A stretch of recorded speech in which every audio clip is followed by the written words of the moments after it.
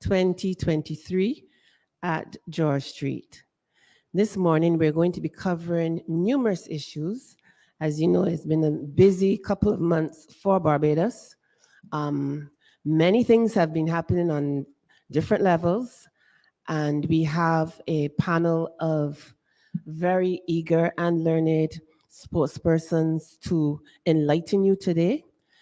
So I don't want to delay the proceedings, but before I do introduce them, I would also, on behalf of all of us, add to the sentiments of our General Secretary in extending our condolences to the Leacock family.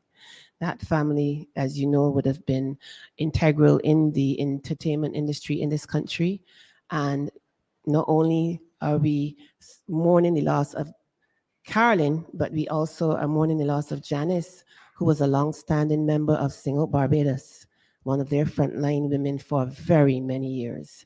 So the family has been dealt a tremendous blow, and we just want to add to the voice of the nation in extending our condolences once again, because our General Secretary has also done so on behalf of the party officially. So this morning, we do have our president, Dr. Ronnie Yearwood, who is in the center. To his right, we have Paul Gibson. To his left, we have Melissa Savory Gittins. And to my right, we have Kimar Stewart. Now, our discussions this morning will range from health to the economy, as well as education. But we will be guided by your questions as well. So you do not have to be inhibited in asking questions on any matter this morning. So with that, I would just wish to have our president start the proceedings. Good morning, Barbadians. Good morning, comrades. Good morning to the media. I just want to wish everyone a happy new year and blessings from the party and from the DLP party and from my family as well to all of you. I hope that you had a really, really good Christmas and had some rest, and that we can start the new year in a robust and meaningful and a productive way. I also want to join Irene and the General Secretary on behalf of the Democratic Labour Party family to express deepest condolences to the Leacock family on the passing of Carolyn Leacock. I would have grown up listening to Carolyn's music and that of her family in my household, and the spooge and the sweet songs. And Carolyn defined a music tradition for many generations and for Barbadian women, and lots of women and musicians emulate her and her style, and she definitely was a national songbird. I was telling my friend this morning, one of my favorite Carlene songs is The Clock. I probably wouldn't quote the lyrics of The Clock. If you know The Clock, you would know one of the lyrics. But one of the other songs that Carlene gave us is Just As Long As We Have Love, or A Love and a Song. And the line that I want to quote from there is, just as long as we have love, shoulders we can lean on. If we fall, just as long as we have love, we have it all. And with that, again, deepest condolences to the Leacock family on the passing of our songbird. So, just to start this press conference, to say that it has been a long year last year for Barbadians. We expect that this year is going to be very rough and very tough. There is no point not speaking directly and forcefully to that. This is our first press conference for the year, and you can expect from the party that we will be having regular press conferences on a monthly basis going forward, addressing the issues, providing solutions, providing critique, and amplifying the voices of Barbadians in this year. Now, the theme really and what we're looking at today, we're looking at protecting our future. And the reason, and to protect our future, we kind of need to have a clear picture of where we are today and what we face so that relevant solutions and strategies can be devised. What we really face in Barbados is a prime minister who reminds me so much of Anansi, forever spinning a tale, but the reality is always so much different. And the reality is the Barbadian economy is struggling. Crime is not under control. The QH is in a mess. Education is in shambles. We have an absent prime minister, and really everything kind of seems out of control. But if you ever listen to the prime minister, you would think that you're living in a different country, in a whole alternative universe. So really, we want to get down to the issues. We want to set out clearly where Barbados is so that Barbadians can have an appreciation of what they will face and some of the solutions that will be required to dig us out of this very deep hole that we're in. Now, and we're going to start with the economy. The Barbados economy has struggled for growth under the Mia Mottley and the Barbados Labour Party-led administration. This has obviously been due to the ravages of COVID-19. You know, it would be remiss of me not to acknowledge that, but really it's also been due really to the austerity measures imposed by the administration, because COVID-19 dictated a particular set of responses and all governments had choices. They chose a particular avenue. So you had the austerity measures imposed, and therefore the inability really of the government to conceptualize a growth strategy. There have been no growth-oriented policies coming from the government. And any keen and objective, and I always say this because any keen and objective observer would know that none of the projects the government has announced have come to fruition.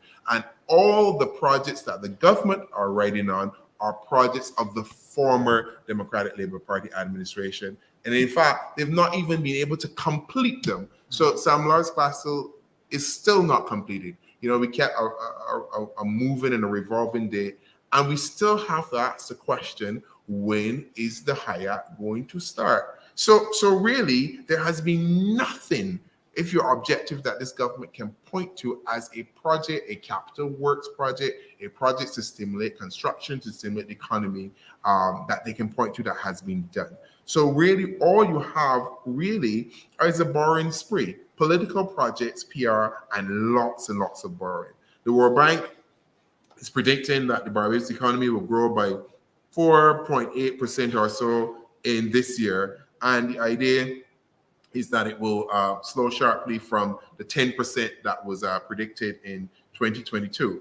Now, the issues here, even if we are optimistic and we say, you know, that growth is going to happen, it does not spell good news for Barbadians. And I'll tell you the truth of this matter. No Nancy spinning tails as we get with this government. So after a 0.1% decline in 2019, a 14% decline in 2020, tepid growth in 2021, 1.4%, and then approximately supposedly 10% in 2022 and 4.8 in 2023 this year, will mean that 5 years, and I'm going to say this, 5 years after assuming office, the Barbados economy under the Barbados Labour Party will approximately be 1.6% larger than when they came to office. So in 5 years, they have grown the economy by 1.6%.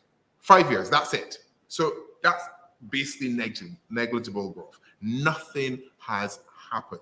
So you have that period, the growth record of the Mia Mottley administration is dismal. Even when you factor in COVID and the responses to COVID, because the government likes to blame COVID for everything, it is still a dismal record that the government has on its shoulders. You had the fact that inflation in 2022 was up. Barbadians were forced to basically, some of them living hand to mouth, paycheck to paycheck.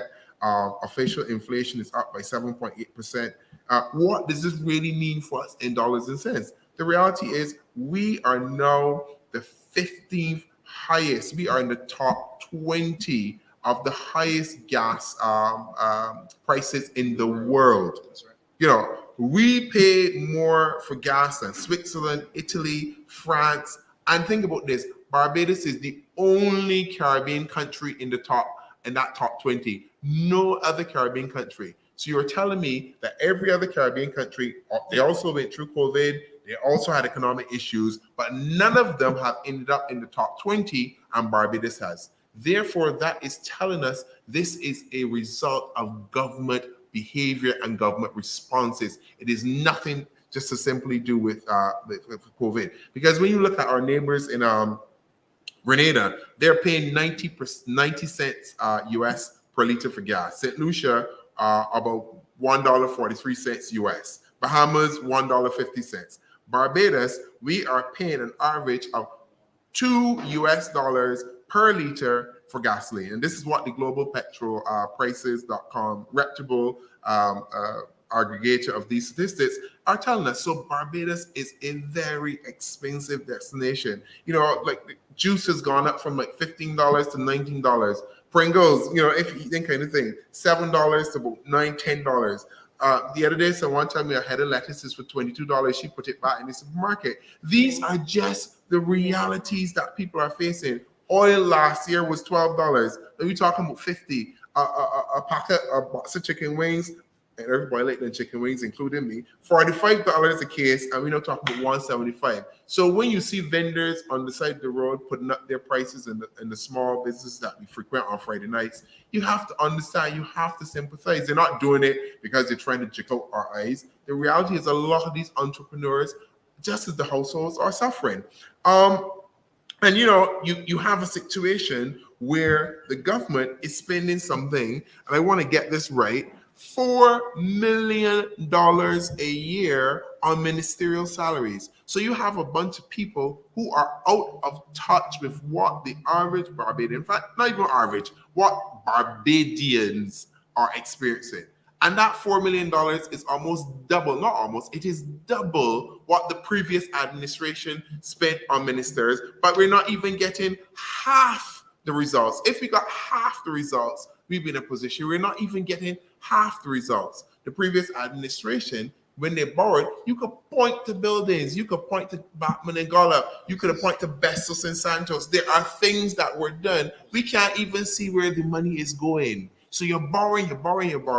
There are no results. And that is a big part of the issues we're facing. And then you have the Prime Minister coming in some grand New Year message to tell us that we're all in this together and that she understands the pain. What pain? If you are getting $250,000, almost $250,000 a year in salary as a Prime Minister, Deputy, or Senior Minister, what pain can you understand with the average Barbadians? Nothing changes for you in your world. And added to that, we know that the compact is not going to re-engage this year. So people are facing gas prices are high, taxi prices have gone up, insurance rates have gone up. You know, if you were paying your house between $2,000 and $5,000 to insure it, which is probably about the average insurance for many Barbadians for their houses, now you're looking for another $200 to $500 per year to insure your house. That is serious amounts of money. That's money that you could be spending in the supermarket. That's money that you need to pay your bills. Add to that all the other things, you are looking almost at thousands of dollars per month in increases that people just cannot afford. So everything has gone up except salaries. Everything is up except salaries. So when we call last year for that 5 to 7% increase, I want to repeat it. It is important that the government increase salaries so that persons can at least have a cushion. What I would urge the government to do is resist this knee-jerk reaction and headline-grabbing measures and really focus on what is affecting Barbadians. The reality is Barbadians are concerned about cost of living. They're feeling it. They're concerned about public debt. At the moment, public debt is somewhat $13.7 billion. So effectively, and I want you to hear this and hear this carefully, effectively, we are back to the position that when the government assumed office. The reality is the debt restructuring and the debt write-off has not changed the position of Barbados. $2.4 billion in debt were written off by this government. And with all the pain and the havoc that was created in that debt restructuring process that in some ways was not necessary, what did it do? Created space for the government to do what? Borrow, but with no results. Nobody's against borrowing, but when you borrow, you have to have something to show for it that we understand what our tax dollars are doing. So you have a government that is constantly borrowing, but with no ability to actually execute any projects. I've said this before, and I will say it until the cows come home, till the black belly she come home, to whoever come home. This government is incompetent on a very, very large level.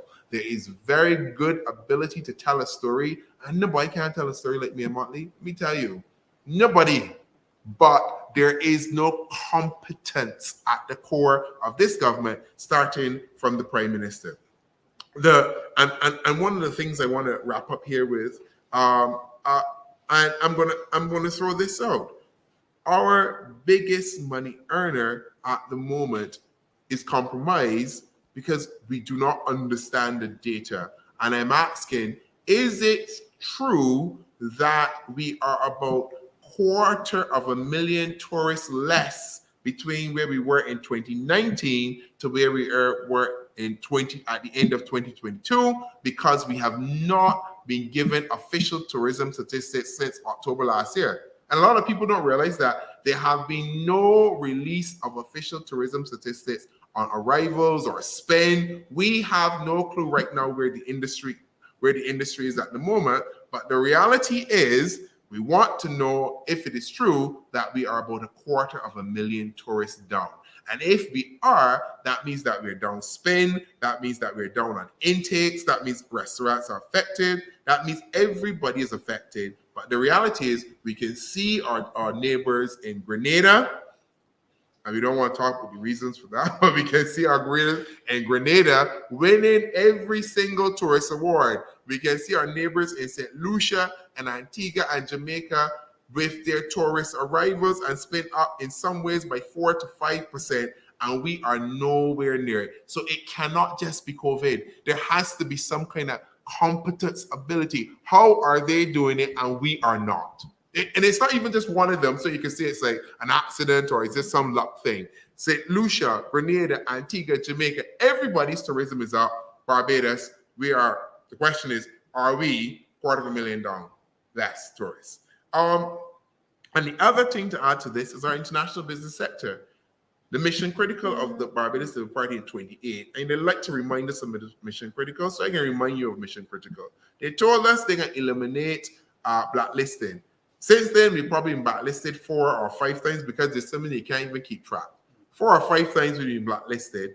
And if we continue, I suspect we will soon be blacklisted. Mark my words today, we will soon be blacklisted again. And this is where we are. We are with a government that is proven incompetent. We are with a government that is borrowing, spending, and taxing. And all we are asking for, and I will reiterate this, we've asked this before, my colleagues have asked this before, we need a growth strategy so that we can generate the revenues to pay for the things that we need to pay for. Because if we are not growing, the only thing this government will continue to do is borrow, tax, and spend. And I'll hand over to my colleague. Thank you very much, Mr. President. Well, that's a lot to chew on. As about half a newspaper, right? But in all seriousness, there's more, because we have some brains in this institution that we need to expose. And our next spokesperson will be Kimar Stewart, who will be given some more data to buttress what the president has just explained to you.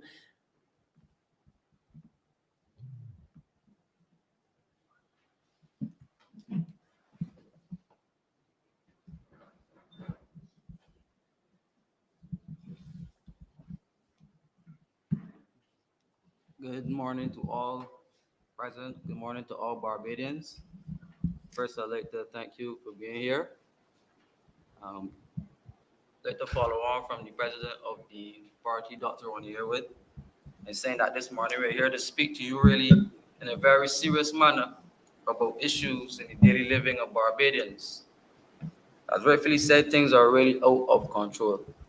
And 2023 promises to be a year, and all those persons such as the IMF, even the Prime Minister, and different financial institutions around the world have been predicting grim times that are supposed to face this country and many other countries around the world.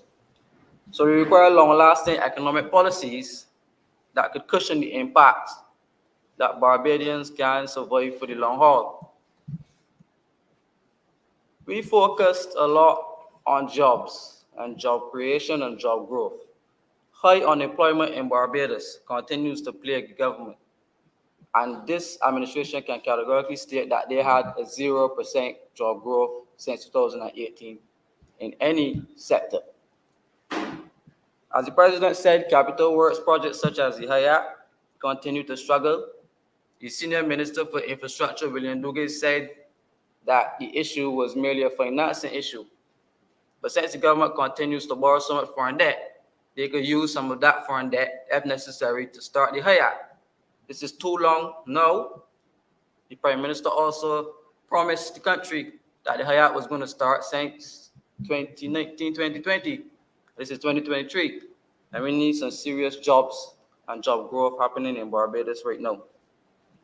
I can categorically state to you that in 4 years, just simply 4 years, the Myanmar government has doubled and surpassed the amount of foreign debt that the Democratic Labour Party borrowed in 10 years. And that is a point that needs to be made, and I'm going to repeat it for you. The Myanmar administration borrowed more foreign debt in 4 years, doubled and surpassed than the Democratic Labour Party borrowed in 10 years. At the moment, this administration collected the highest levels of tax revenue ever in the history of any government, and the central bank's report can show the revenue levels of the government. One interesting point to note is that in 2018, the primary surplus was already at 3%, which shows that the Democratic Labour Party already started to implement reforms in terms of reducing deficits and the like. The current administration took that primary surplus to 6%, which showed that there was a doubling of revenues. And the governor of the central bank constantly mentions in his press releases that the government is benefiting from the inflation dividend, which shows that the government has a windfall of cash, but they're refusing to spend it to tackle the issues of Barbadians. When you look across the local financial sector, all of the programs that the government rolled out to raise money failed. BOSS failed, BOSS 2 had no success. The central bank bond, that failed as well. So this year, Mr. Ranson came and said that we are not going to get back income tax. The last time they paid income tax, they used the same board money to pay that income tax. So why not now? Why are you attempting to raise money locally after you destroyed the market in the debt restructuring? Makes no sense to me. As we proceed, and following on from the president's point again about the tourism industry, we rolled out a BEST program for $300 million. So the government should come to the public and say how many hotels actually signed on to the program, how much money was disbursed in the BEST program, and how many preference shares the government now owns in these particular hotels. Because issues of the Auditor General's report continue to not be addressed in Barbados, and we need some transparency as it relates to how the monies of this government is being spent. We realize that there's a lack of accountability happening as it relates to the management and the financial processes of government, and the party requires some transparency and accountability for persons who campaign on such. So if you look at the garbage and the sewage tax, that has been a hard pill for Barbadians to swallow, really. Because persons today who are not connected to that sewage are still wondering why they have to pay a sewage tax after still not being connected to that sewage. Since the 1st of October, the government implemented the sewage tax. Unfortunately, there's no public document that we can reference to say how much the sewage tax actually made, only estimations. That occurs simply because the government redirected that sewage tax from the consolidated fund to be collected by the Barbados Water Authority, and the Water Authority would then pay it straight over to the sanitation. This creates a very opaque process, The consolidated fund is there for the people of Barbados to see where they can reference public funds and where how they're being spent. But if you redirect it to a company whose financials are not up to date, what are we to think about that? So I am saying we need to address that, and I'm going to call on ICAB and the Bar Association to check into the legality of this process, because we need to know how much that service that actually made. Last point I want to make on that, it was only supposed to be temporary. This is 2023. I will go on to state that the pandemic levy is still very problematic. The pandemic is over now. So why are we paying a pandemic levy for a pandemic that is over? So, Mr. President, and the Democratic Party suggests that you need to revisit that pandemic levy, and it needs to go. The pandemic is over, and you need to look for new sources of revenue outside of taxation. I wonder how visionary some are when we think that entering into a new IMF program in 2023 will save this country. And I wonder how visionary it is to lease out our Grant Adams International Airport for 40 years to an unknown company. And we still have not heard any more details really coming out from that process. Under the IMF program, the Prime Minister mentioned that state-owned enterprise reform is big on the ticket, along with pension and NAS reform. We have not heard anything really about the two, and we require some serious updates, because the leasing of an airport is a national security issue. And we have part of the issues right now as it relates to the importation of firearms and the like. So we need to have some serious discussion there. But I will soon wrap up in saying that we had a government minister who said on record that his government actually doubled the number of persons who are on welfare. For me, if you admit that your government's policies are making people poor, that is something that needs to be highlighted to the public. A serious discussion needs to be had, one with the minister and one for the persons who are implementing the policies to make the country poor. Because there's no way that he can say that 3,600 persons were on welfare and that we're at 6,000 now, and that just glaze one side. I think we need a more sustainable approach to how we manage our country. The people are broke, the people need income, and the cost of living crisis and the inflation crisis is really removing income and making it hard for people and tourists to live in Barbados. Unfortunately, those persons who live below the poverty line with no electricity are high arrears in electricity, no water, are high arrears in water bills, and those persons whose roofs and houses are still exposed to the elements from the hurricanes and the ash, who still have not benefited from government expenditure to fix their housing programs. These persons need to be considered as they're the most vulnerable in our society, and the government needs to do more other than to bring the World Food Program truck to persons. We need a more sustainable approach, that type of governance. I think we need to do much better than that. I'll wrap up by saying that, unfortunately, with the impending pension reform, some of our pensioners may be disadvantaged. Persons may be asked to work to 72. Some persons may lose non-contributory pension, and it's really going to be difficult for persons who are looking forward to retiring. They now have to work from up to 40 years, from 33 and a half. Up to now, we have not heard much coming out from the government as it relates to that. The last update came from the Deputy Chairman, Rod Adams, saying that the government has the information. They have all of the reports, so it's up to them now to engage the public as to what the pension reform really will be about. So much 30 years later, from the time of Sir Lloyd Sandiford, we had similar issues, and now we are back here facing similar issues again with no solutions really. So my last and final point is that Barbados, our main foreign exchange earner, is about to achieve a second year of foreign exchange losses to the tune of $1 billion. Last year's current account deficit was 1 billion, and this year's was 1 billion as well, which indicates that we are going to, it's essential to find an earner for foreign exchange. The interest payments within Barbados, debt levels are also at $1 billion. So we are indeed in a debt trap, and the government must move immediately to address that problem. I will end by saying that any future administration elected between 2027 and 2037 will face a problem of external debt service, and we need to move now to address the issue. Thank you. Thank you very much, Kimar, for a very comprehensive explanation of many of the issues which we are not privy to receiving information, and also some people not understanding. Our next person will now move on to health, which is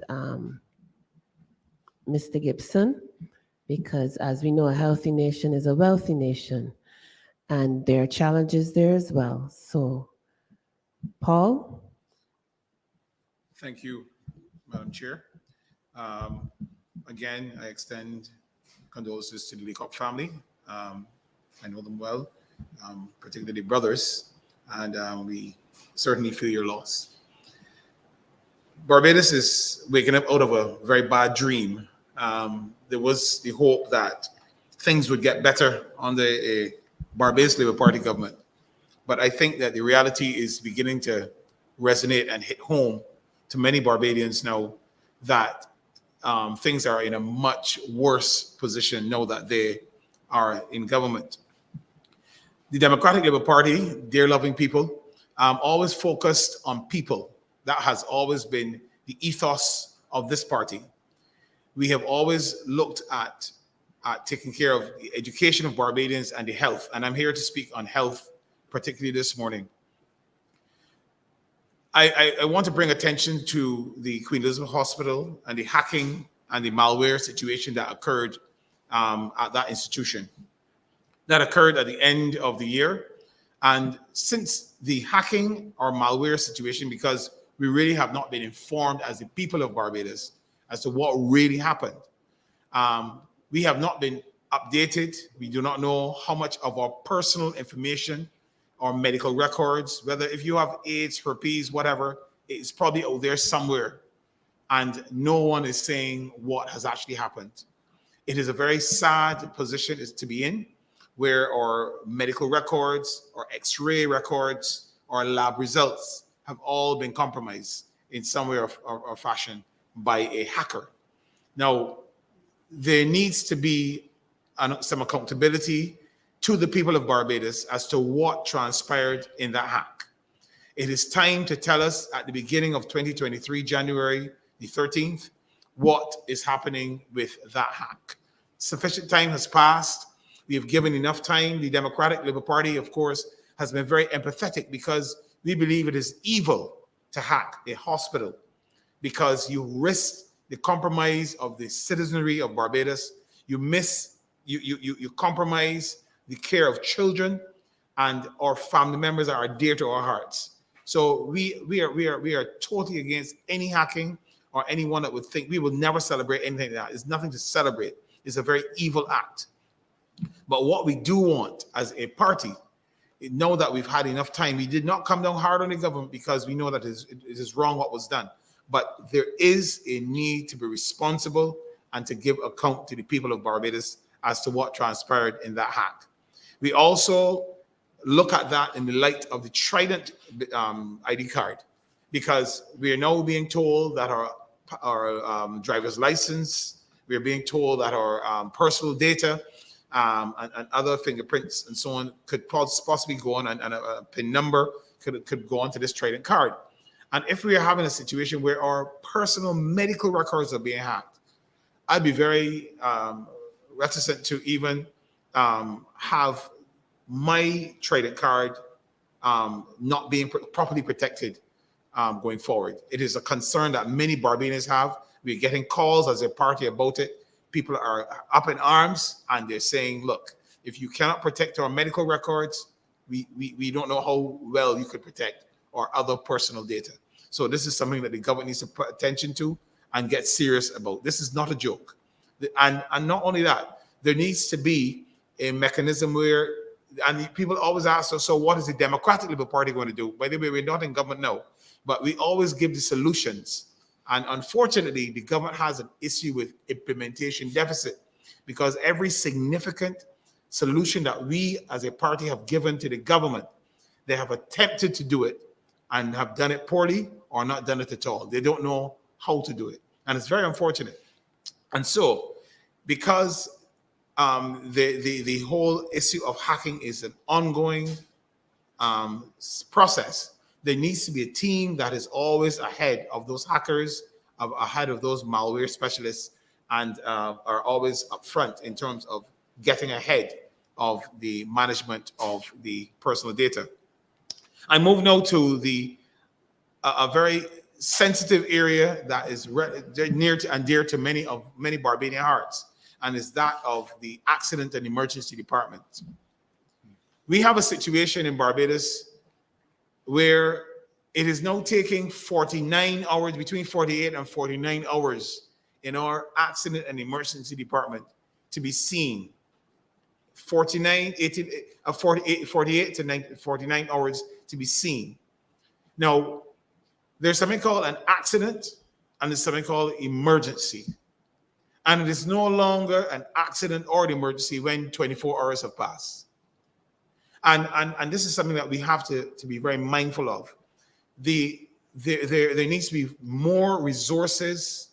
And again, we're giving solutions to the problem. Let me give it a little more of the problem first.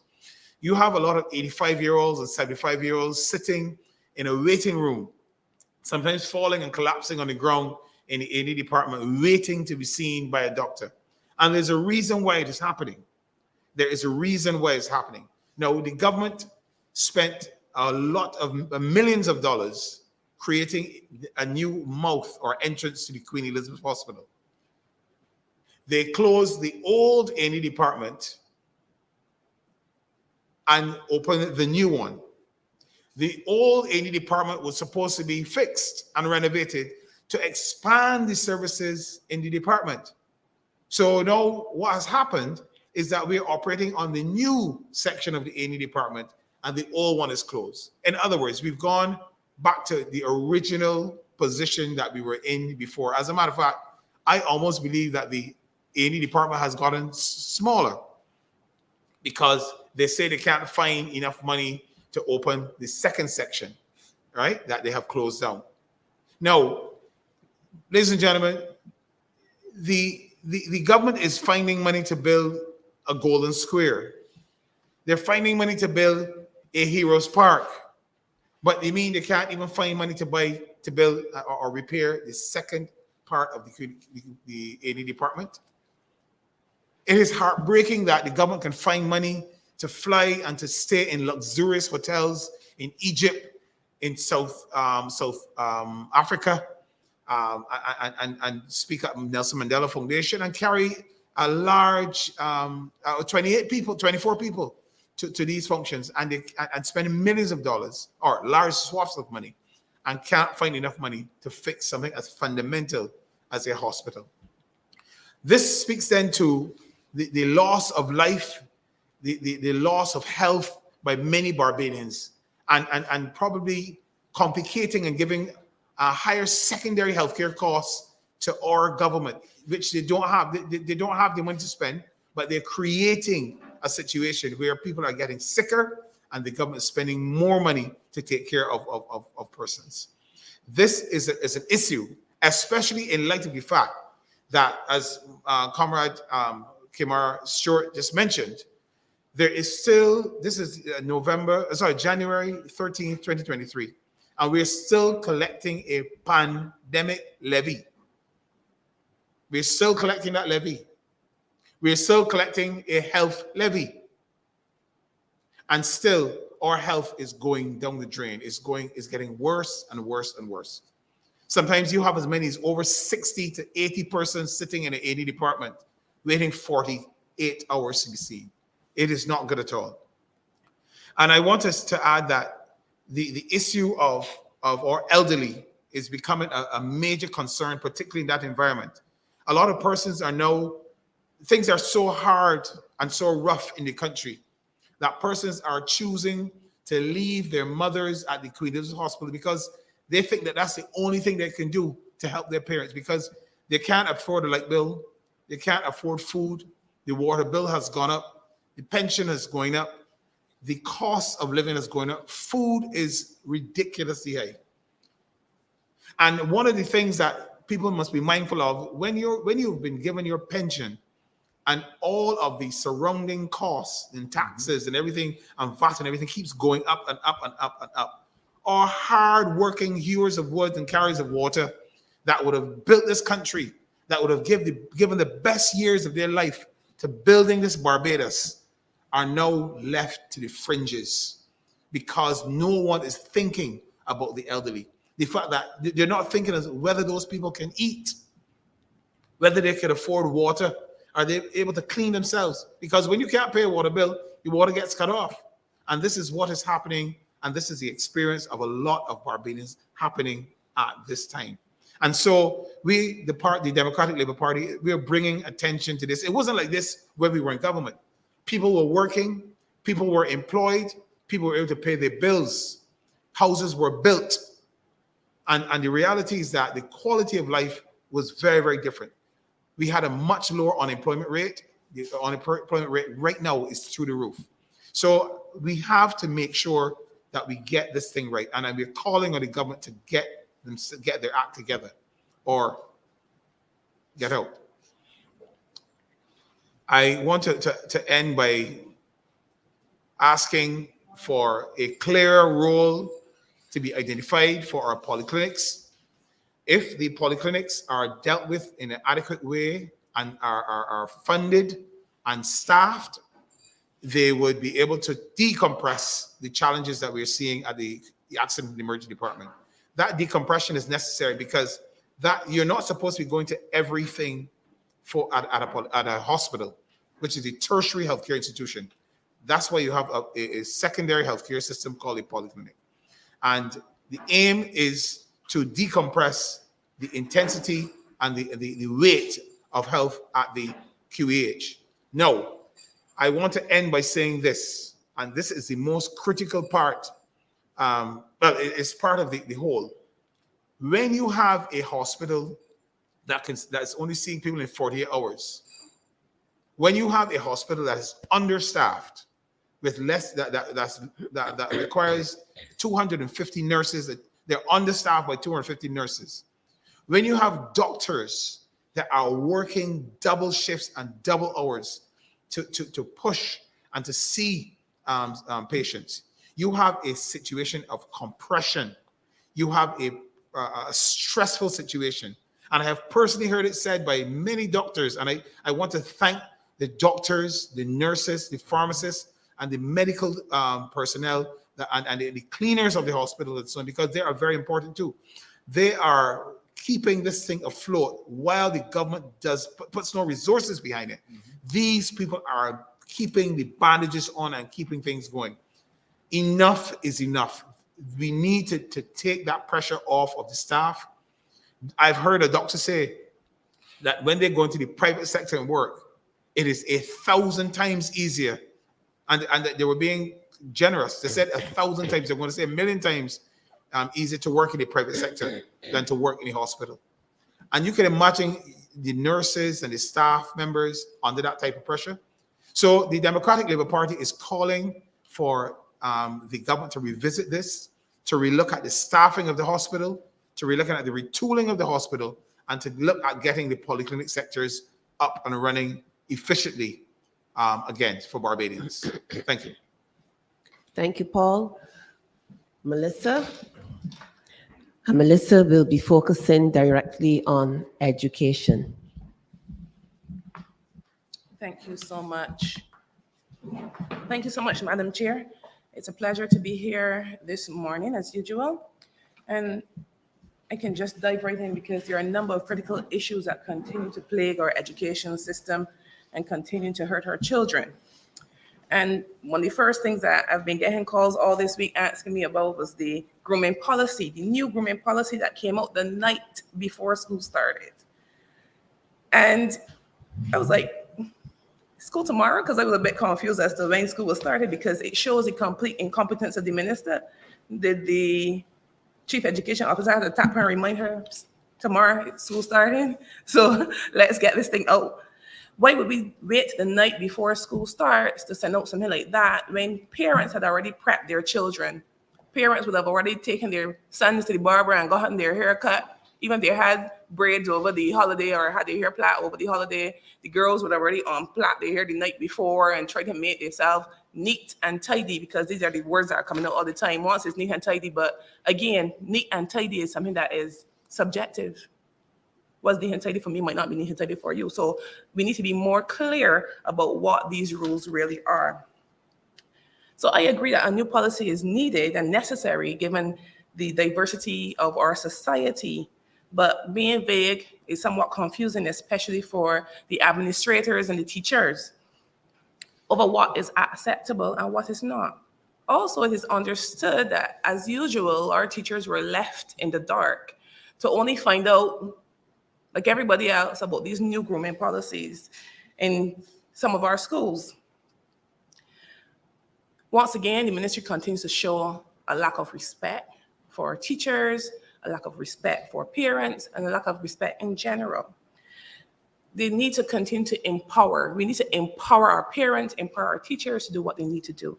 And empowering them is having consultation with them, saying to the teachers, this is what we have in mind.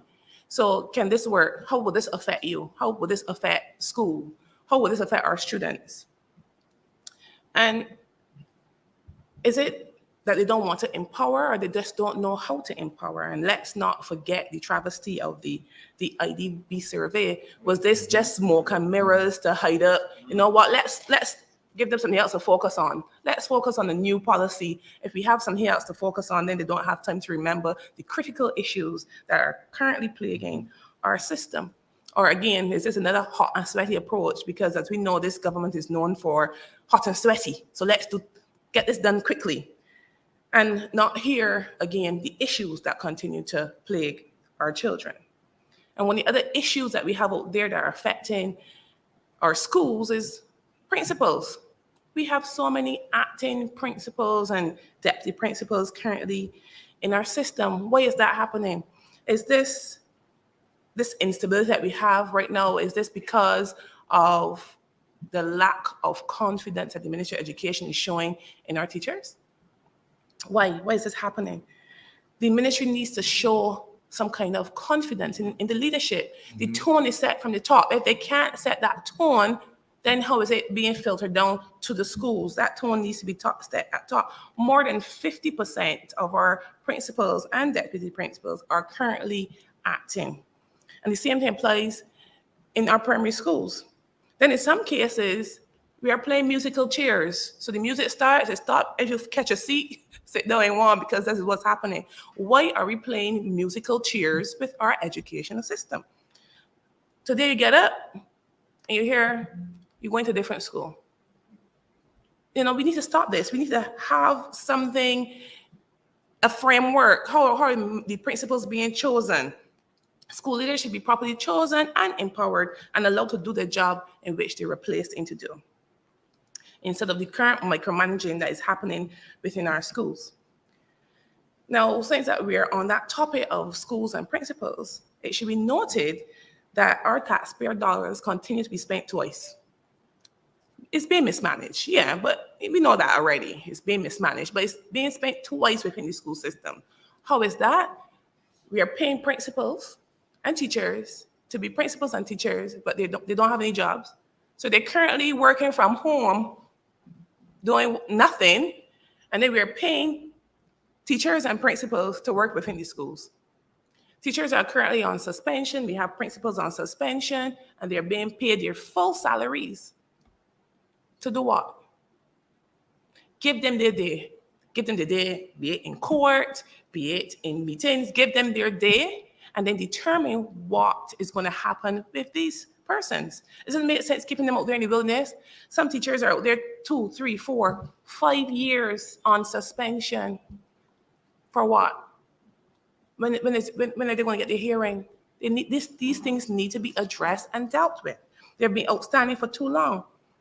Then we were here, we don't have any money. When there are resources needed within the schools to make sure that schools can function properly, you hear there's no money. But there can't be any money if you're paying people to do jobs that they aren't doing and then paying somebody now to do the actual jobs. It doesn't make any sense.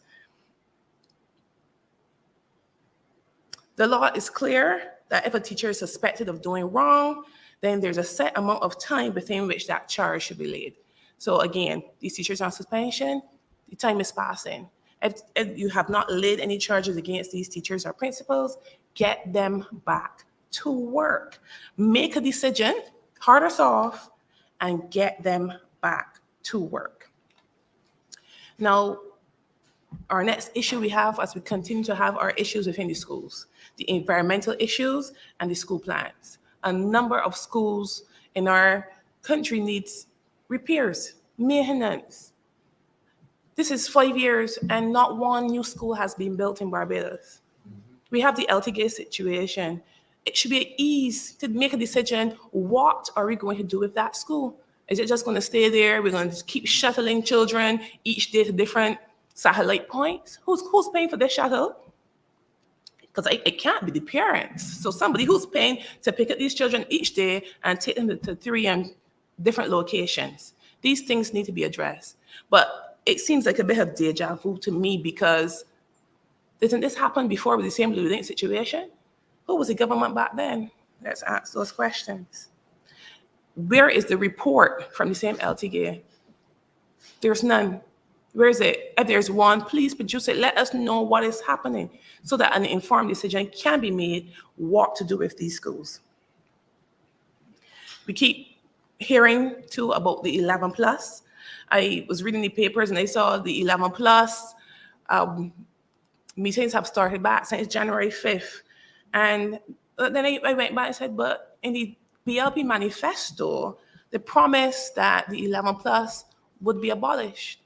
I ain't saying that's what I want, but I'm saying, have any meetings been held to determine what is happening with the 11 plus? Are we going to put children back through this whole, put parents back through this whole situation where we're having all these meetings and preparing them, and then we come 2 weeks or 3 weeks before 11 plus and say, oh, we're thinking about abolishing it again, and then according to my grandmother, be spinning top in mud over and over and over and hearing the same thing and nothing is happening. We need to figure out what is happening.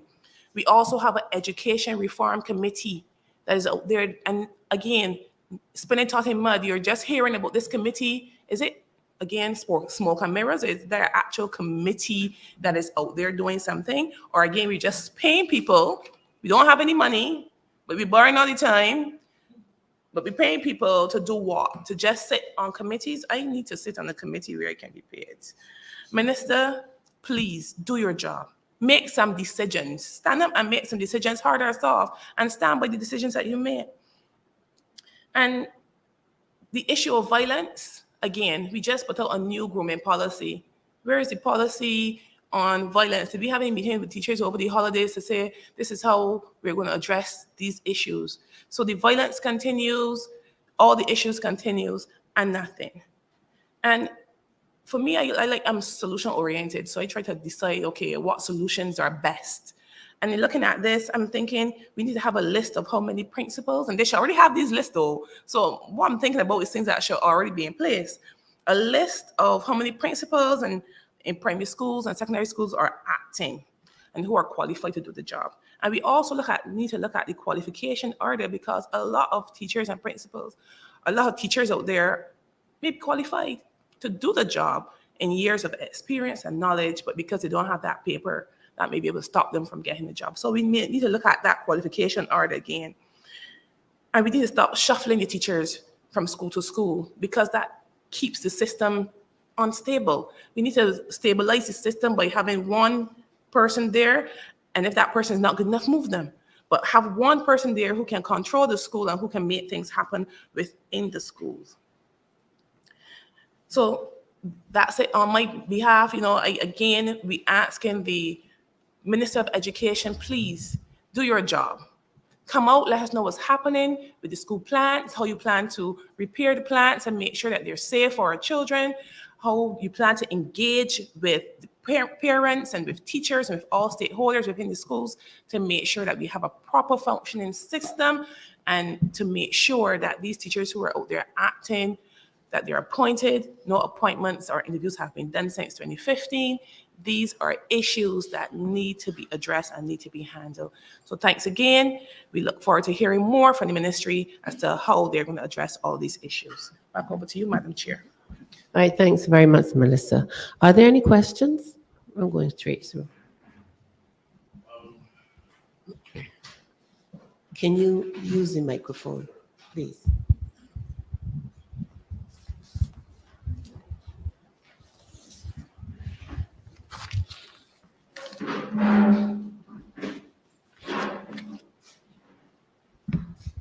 Right. Yes. Hi, morning. Colville Munzi from Nation News. Just a few questions from me. I want to start with a point that the president would have raised about possibly a suggestion, rather, of a 5% increase in wages, 5 to 7% increase in wages. Obviously, we are going through a second IMF program. There are conditionalities which must be kept, among which would be a surplus, primary surplus, incremental primary surplus starting at 2% or onward. How realistic do you see this suggestion being under those conditions? And would you and whether or not you agree with the IMF program or not, we are currently in it. How realistic do you see such a suggestion? All right. I wouldn't have made the suggestion if it wasn't. My economic team has looked at the numbers, and actually, after crunching numbers, recognize that between 5 and 7% is reasonable and doable. Anything outside of that would definitely compromise the economy and compromise our ability in the program. So it is up to the government to make the appropriate increases, but it goes back to what I think Comrade Kimar and Comrade Paul and Melissa are emphasizing. It's a matter of choices.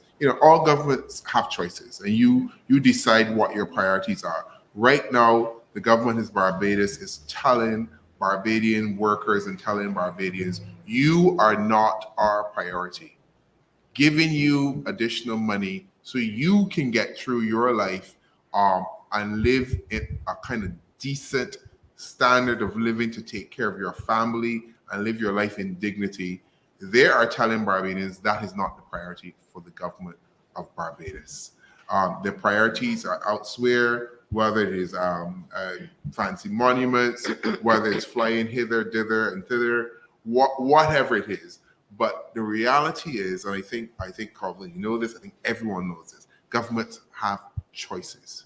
You can choose to spend it there, you can choose to spend it there. If you borrow for particular reasons, you borrow for investment purposes, so that there's a return on that borrowing. At the moment, we know the government has the current account deficit, as Kimar mentioned, $1 billion.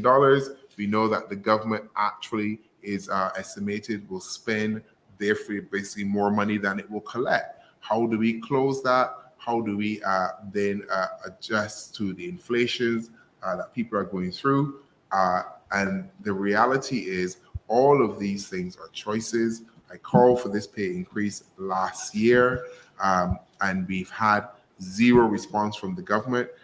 We are hoping that the government understands that Barbadians are its priority, and it would make this 5 to 7. As I said, we even provided a range. I provided the range because my team, we did the homework. This is reasonable and doable. Could you expound on that, Mr. President? When you said doable, I mean, what would have to be juggled? What would have to be moved around to make that doable? As I said, given the context that you yourself would have painted. Well, there's one thing here. We are here to suggest the solutions. We're here to help and set out ways. But I'm not the government. At the moment, we've also even made it clear that we can't see all of the books. We are working on the information that we have. The government needs to come and tell us, transparent, how it's able to do that. And we expect that sometime soon, they will make an announcement on it because it is pressing. Just to respond to some of your queries, we know that the writing is really on the wall as it relates to further expenditure cuts in government. We know that the writing is on the wall really when it comes to expenditure cuts in government. However, being under the IMF program, it gives you room for fiscal space. So if we continue to run the surplus and the government continues to cut and trim and gets the government to a more lean stage, then there's room to give a wage increase. On top of that, the former administration made an offer for public servants' wages, which was double what the current administration offered and what was accepted by the unions. So there's additional room based off what was offered by the last government to give public servants a wage increase, and it's still being within a reasonable economic frame. I don't know if any one of my other media colleagues have any questions, but I could continue if they don't. Okay, Ryan. Happy New Year to you too, Carver. It is such a pleasure to see you, as always. Ryan Broom, CBC. Just to continue on Carver's point, I know you're in terms of the range that you're putting the 5 to 7. There are also factors such as external shocks, that things unforeseen that you're not able to factor in, war in Ukraine and natural disasters, etc. Is it therefore safe to go with a range like that, knowing the environment that we're in? You said before that COVID is over. We aren't really. It's not really over. I've heard that said. We see what happened in China. So I mean, do you really factor in? I think an increase is possible. As far as I know, I spoke to the NUPW recently, and they said that the talks, they had sent correspondence for the talks to resume, and they're still hoping for those talks to resume. By the end of this month. I don't know if that will happen, but is it realistic to put a figure to something like that, given all of the factors that are in play, and considering that you may make a decision or say you will go with X now, and then next month something else happens that causes the situation to go on its head? Well, on the side. Wait, two seconds. Come on. Look, the reality is you have to have some target by which you're operating. Governments function within crises all the time. The Democratic Labour Party was facing the worst financial crisis that Barbados ever faced when you had the global meltdown, and still managed to build schools, build Besto Santos, and do other things. I find sometimes, and this is not to be disparaging of colleagues in the media or other folks, that you seem to give passes to the government. Oh, it's in a crisis, so this can't happen. I'm like, well, you know what? That's life. Every day something happens. Your job as government is to respond to them effectively. If we say 5 to 7 is reasonable, but something happens, you realize, okay, can't do 5 to 7. You come and say, I can do 4. Okay, and then you explain. That is your job. But you cannot contain yourself to say we will not act because there's a war in Ukraine. There's this. There's always something. There was a war. There was a war in Iraq back in the day. There's always something. When Barrow and the first DLP government established broad free education and a broad free service health point, there were things going on. We just we just became independent. Unless we had no money. There's always something going on. That's why I come back to priorities. What are your priorities? Are your priorities healthcare for the elderly and for people of Barbados? Are your priorities the children of Barbados?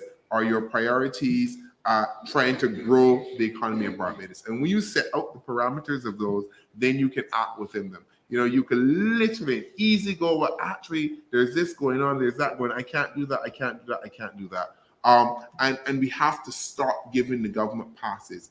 COVID happened, as I explained, in every other country in the Caribbean. So let me ask you the question, why is every other tourism economy in the Caribbean growing and tourist arrivals are up, but our tourist arrivals are literally about, as I understand, I want them to tell us if it's true, half of what they were in 2019 to where we are today. There has to be a reason.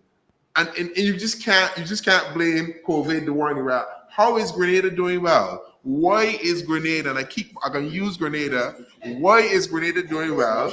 And St. Lucia and Antigua and Jamaica, and we are not. So it can't just be the external shocks. We have to control, and we have control of our environment. It just can't, everything's external, so we can throw up our hands and say it's all external. We can't do anything. And that's often the excuse for the government. And then all of a sudden, when they want to do something, yes, we are government, and governments must act. That's what you hear. So you know what? If governments must act, do something. Do something. I don't know if I go again that conversation we about giving government passes. What I would want to ask though is Ryan, before you, I just want to follow up. Sorry, go ahead. Just wanted to follow up on what the president was saying. Unfortunately, Barbados, we do not produce much that we could sell to the world.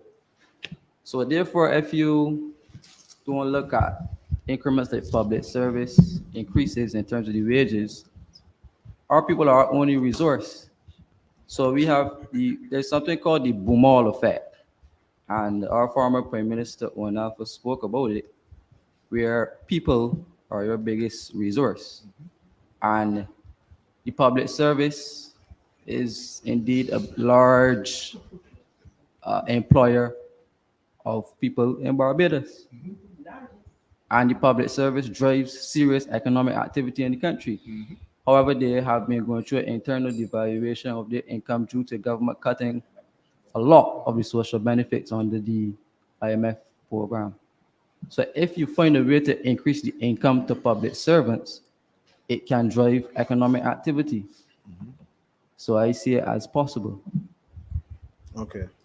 Just to go back, again, I want to get back to what you said in a second, but first to say that if there are no figures, tourist arrivals figures, as you say, what's your basis for saying that we're at half? No. You can say there are no figures. I've said there are no figures that have been released since October. I have asked, is it true that we are currently in this state? Now, therefore, the government will have to come and tell the people of Barbados where we are in terms of tourist arrivals. My question was, is it true that we are down literally by half the tourist arrivals that we would have had normally in 2019 to where we are now, where we were at the end of 2022? Because we've not seen the official figures, but I'm simply asking the question. We've not seen the official figures since October, which is significant. Yeah. And nobody in the media has asked a question. Every single year you get quarterly reports on the progress of tourism. Tourism is our main foreign exchange terminal, and nobody missed the figures, nobody asked the question, and the government has effectively stifled the information because it's a state-owned entity. So where are the numbers? Yep. I have a two-pronged question. Yeah, go for it. I guess Kimara can answer part and you can answer the other part. Basically, you had raised a point about the fiscal space that are being created within the context of the IMF program. But my understanding, that fiscal space has been created for capital work expansion, etc. And then you not necessarily I don't foresee borrowing to pay public sector wages as a plan of sorts. Secondly, the other question, you could respond to that, Kimar, but the second question would be in terms of the lenses to which you see the current trajectory of government's revenue raising measures. We are currently going through the estimate exercise at this point. Do you predict as a party for the pain for Barbadian people in terms of additional taxes to raise revenue. Kimar, you answer the first, now answer the second.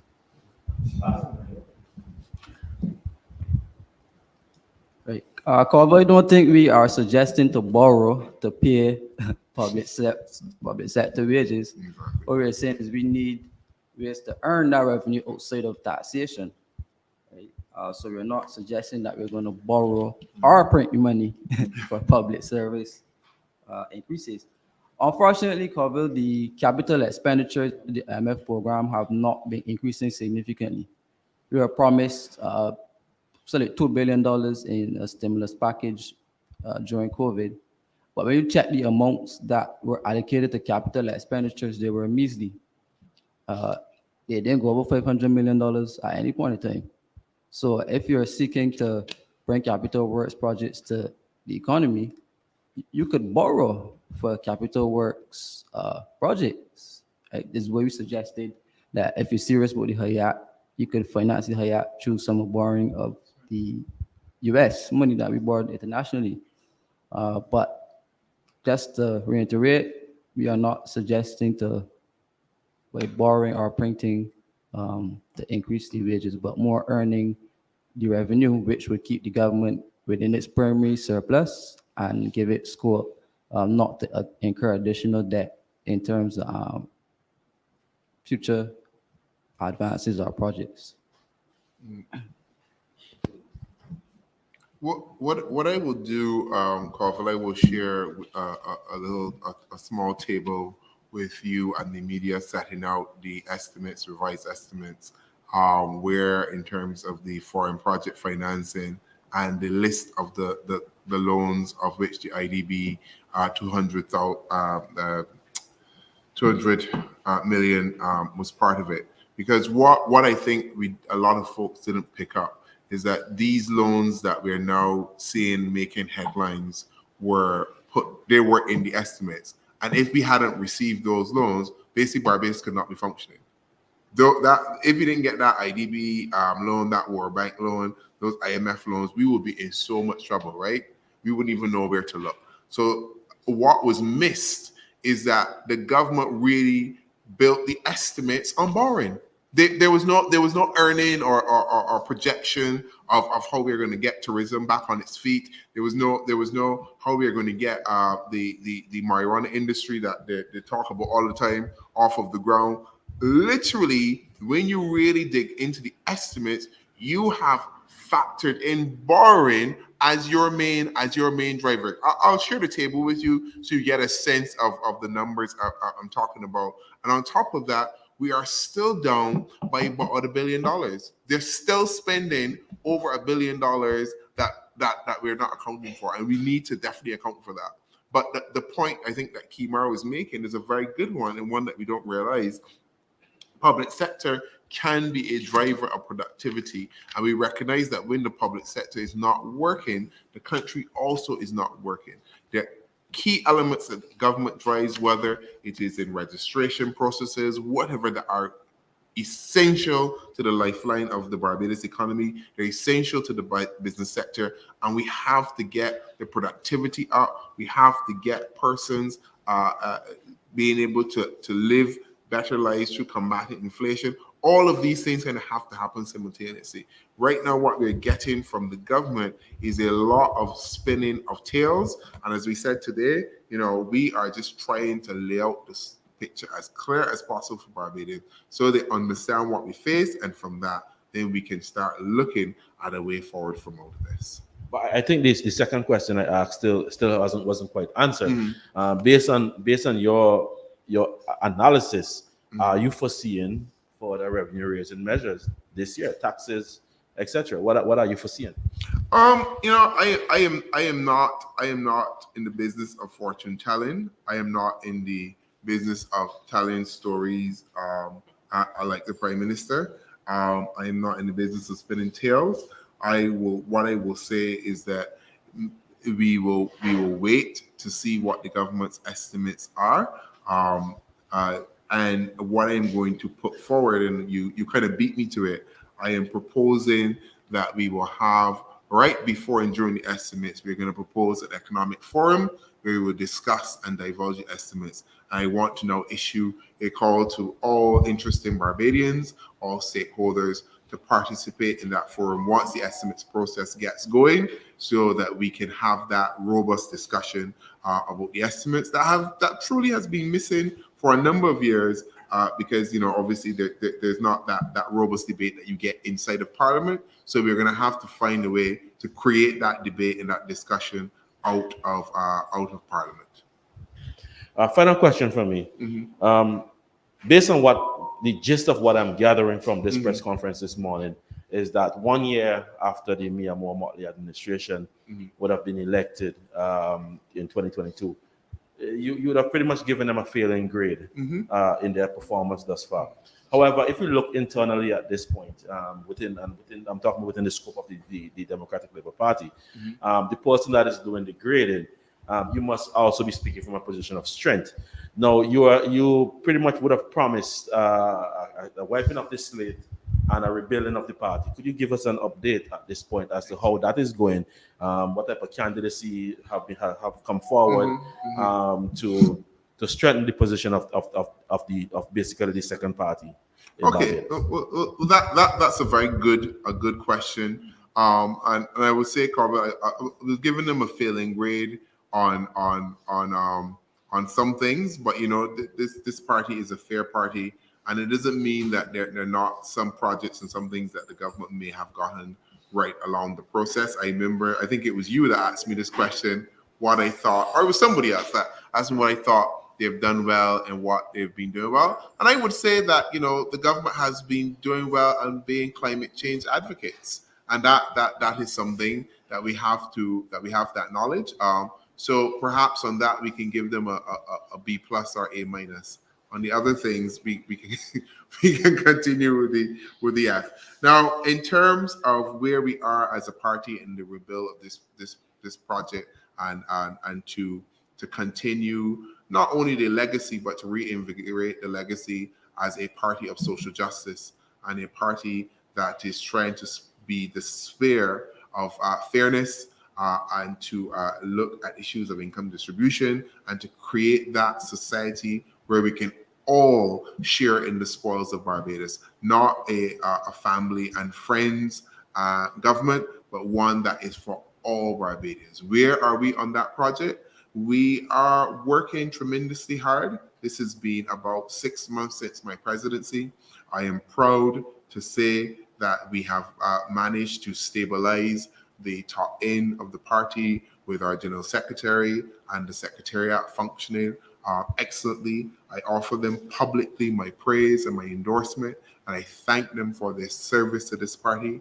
Every day we have folks who are turning up, staffing this party and the secretariat, who are not paid, and they do it because not simply they love this party, they love this country, because they want to see this party succeed so that this country can succeed. So on that level, that is going well. When it comes to candidate selection, that process, as I mentioned last year, made the point that all seats were vacant, because that is just in general nature of what happens after the election. And then I will unveil a candidate selection process in the coming months. So that process is coming along sweepingly as well. And overall, we want to thank the members, we want to thank the supporters, we want to thank Barbadians for continuing to have faith in us and to give us a chance as we rebuild. There's no point hiding from it. 2 devastating losses on any institution is a lot to take. And the fact that the Democratic Labour Party is still here, standing, trying, pushing, the fact we're even holding this press conference to critique a government in this forensic way tells you there is strength that is deep, that is almost spiritual about this party. And we can only thank the members, its supporters, for all they do to ensure that this party remains a voice for the people of Barbados. And not only for the people of Barbados, you have to remember this party has also been at the cornerstone of the foundation and the formation of Caribbean and CARICOM. As we celebrate 50 years of that, and we celebrate 75 years of UE, this party was there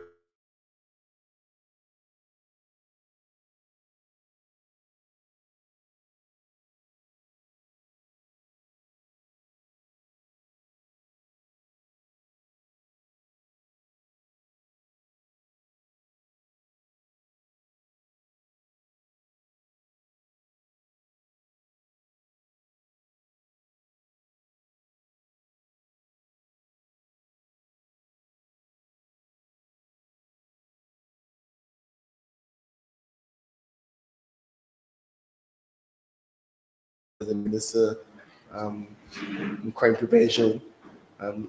He had a tour of the port recently, and he made some comments. Some strides were being made. So just want to hear your comments in terms of how you think the government is handling the crime situation. Okay. Now, where do we begin with Mr. Corey Lane as a crime? I don't even know what it is. A crime stopper, a crime prevention officer. I am unsure, because the appointment of Corey Lane must surely worry Mr. Dale Marshall as Attorney General, because one, not only have you appointed a non-lawyer, you've appointed a non-trained criminal. How do you appoint Corey Lane as your principal crime stopper or your principal agent to address crime when you already have an Attorney General? That is the job of the Attorney General. So if I were Mr. Dale Marshall, I would be having one eye over the left and one eye over the right shoulder, because I would definitely be worried that my position in cabinet was only by title. Now, in terms of the effectiveness of Mr. Corey Lane, and I'm glad you mentioned the issue with the port, he has proven how incompetent he is, and that he does not understand national security. How do you go on talking about all the security measures that you have put in place? You have literally told the criminals how to avoid everything that you're putting in place to stop the criminals. That goes to show that no basic understanding. His answer should be, we do not discuss security measures. Literally, the guy listed every single camera, every measure. You know, we were all watching with our faces dropped. Like, is this serious? Is this the man that has been tasked with stopping crime? And on top of that, then he made some bogus statement about how there have been gang reductions, and they've talked to the gangs, and they're providing them with sums of money to stop being involved in gangs. And then the next day there's another shooting. So what are you talking about? And on top of that, what kind of society are you building when you are I guess, trying to pay? Are we paying protection money? Is that where the government's being reduced to when it comes to crime? How long will this program continue? Is it sustainable? These are serious, serious questions. What is Mr. Corey Lane actually doing on a day-to-day basis when it comes to crime reduction in Barbados? Obviously, from the effects of what we're seeing, it is not working. This party, we set out a serious approach last year. I can't remember the time. We offered to sit with the Attorney General. We said what needed to be done. We told them to bring all the parties together, the interested parties, the stakeholders, the community groups, the churches, everybody, get them in a room, knock some heads together, and address the causes of crime. You have to be tough on the causes of crime, get into the homes, get into the societies where it's occurring. We know the families at risk. We know the marginal groups. Deal with those, and then you have to be tough on crime. So it has to be that two-pronged approach. We set this out, we were clear in the offer, and nothing has happened. So here we are in a situation, sadly, whereby the government's own incompetence and its own hubris, crime is not being addressed. And I'll just say that this is not the politicized crime, because people often say that, oh, you don't bring politics into crime, you don't bring politics into this. You know what? Politics isn't everything. And when I say politics, I don't mean partisan politics. I just mean the ability of us to govern and manage our systems. So anything I say today, it's not being political. It's just the reality of what we face, and we need to create a safe society for all Barbadians and for investors, because let's be realistic. We depend as a society on tourism and foreign investment, and we need a safe society to facilitate that. And we, as Barbadians, first and foremost, also need to feel safe when we're going about in our country. Any more questions? Very quiet. All right. Well, thank you very much, ladies and gentlemen. Before I close, I would just like to give you a preview of some of our Arrowbarrow week of activities, because remember, the 21st of January is Arrowbarrow Day. So we will be starting as usual with a church service. On Sunday, January 15th, at New Dimensions Ministries in Barbers Hill, and that church service begins at 8:30. We will also be having an event here on Thursday, the 19th of January. We call it the Memorial Wall Ceremony. If you step outside, you will see that we have a memorial wall out there, and we will be adding some names to that wall. That wall carries the names of some of our fallen comrades. So it will be a tribute ceremony to our fallen comrades. On Saturday, 21st, there's going to be a big domino activity in St. John, starting at noon at the Penalty Sports Bar in Carter's, St. John. And that's on the Saturday. And then the major event of these celebrations will be the Errol Barrow Memorial Lecture, which will be given by the Right Honorable Philip Jean-Pierre, the Prime Minister of St. Lucia. And that date is on Friday, the 20th of January. And the lecture starts at 7 p.m., again at the Errol Barrow Theatre at UWI, the Errol Barrow Center for Creative Imagination at the University of the West Indies at 7 p.m. The Prime Minister of St. Lucia will address Barbados.